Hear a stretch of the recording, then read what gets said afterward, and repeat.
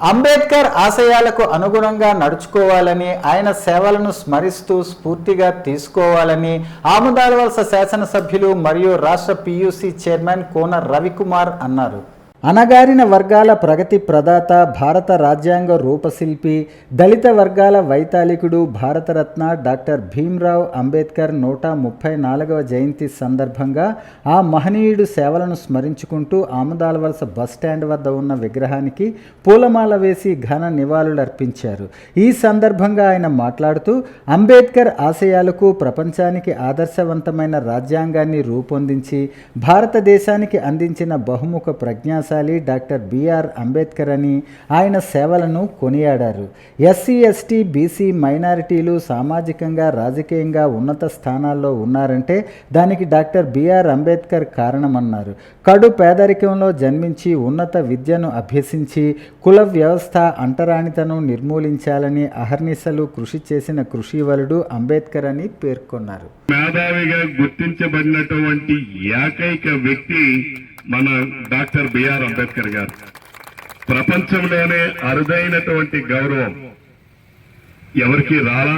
ఇంకో దేశంలో అనేక మంది, చాలా మంది పోరాటాలు చేశారు. నెల్సన్ మండేలా గారు చేశారు, అలానే సూయి గారు చేశారు. వాళ్ళందరూ ప్రజాస్వామ్యం కోసం, ప్రజాస్వామ్యంగా ఉండాలని అనేక మంది పోరాటాలు చేశారు. కానీ పోరాటం చేసిన వాళ్ళందరికీ అంత గుర్తింపు వచ్చిందనంటే రాలేదు. కానీ అది ఒక్కరికి అంబేద్కర్ గారికి వచ్చింది. మొన్న 4 రోజుల క్రితం మనం జ్యోతిరావు పూలే జయంతి వేడుకలు చేశాం. జ్యోతిరావు పూలే గారు అంబేద్కర్ గారి కన్నా ముందు పుట్టారు.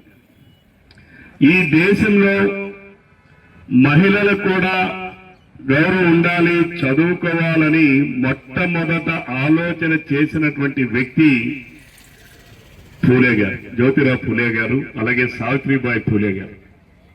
అందుకని వాటికి గుర్తింపుగానే కేంద్ర ప్రభుత్వం కేజీబీవీ పాఠశాలని ఏర్పాటు చేసింది దేశం మొత్తం మీద.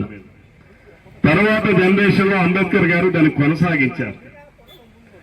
మహిళలు ఎప్పుడైతే గౌరవించబడతారో, మహిళలకి ప్రజాస్వామ్యతంగా అన్ని హక్కులు ఎప్పుడైతే ఉంటాయో అక్కడే ఆ ప్రజాస్వామ్యం 100కి 100 వర్ధిల్లుతుందని చెప్పి కోరుకున్నటువంటి వ్యక్తులు, దానిని రాజ్యాంగపరంగా అమలు చేయాలని మన మౌలికమైనటువంటి రాజ్యాంగంలోనే రూపొందించినటువంటి వ్యక్తులు.